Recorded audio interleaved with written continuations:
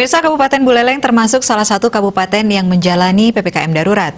Untuk mengamankan pelaksanaan PPKM darurat, TNI dari Kodim 1609 Buleleng mengerahkan ratusan personilnya, termasuk melibatkan pasukan Rider 900 dan pasukan Zipur. Dandim 1609 Buleleng Letkol INF Muhammad Widra Lisrianto di sela-sela apel gabungan pengawasan PPKM mengungkapkan lonjakan kasus terkonfirmasi COVID-19 di Bali yang menyentuh angka 3 digit dan di Buleleng kembali mengalami lonjakan tinggi, menjadi salah satu penyebab kabupaten di Bali Utara masuk dalam PPKM darurat dari pemerintah pusat.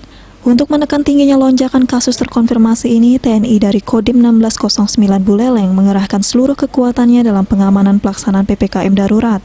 Bahkan pasukan dari Raider 900 sebanyak 60 orang dilibatkan dan juga 25 pasukan dari Zipur.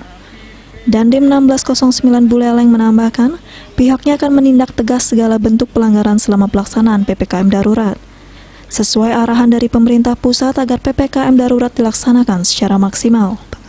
Unsur-unsur atau satuan-satuan TNI yang memang di-BKO-kan untuk melaksanakan kegiatan penertiban PPKM darurat di Kabupaten Buleleng. Harapannya semoga dengan kegiatan PPKM darurat ini kondisi Buleleng itu akan semakin kondusif dan kita bisa mencapai apa yang diinginkan oleh pemerintah, karena ini akan terlaporkan secara online ke Menko Marves dan pejabat pusat.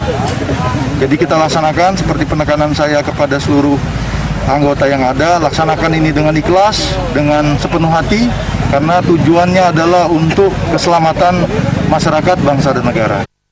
Pengamanan dilakukan seperti pembatasan pelaksanaan sembahyang maksimal 30 orang di tempat ibadah, pesta perkawinan dan upacara agama yang dibatasi secara ketat, tidak ada yang makan di angkringan dan hanya takeaway serta kegiatan olahraga ditutup sementara. Komang Yuda, Bali TV.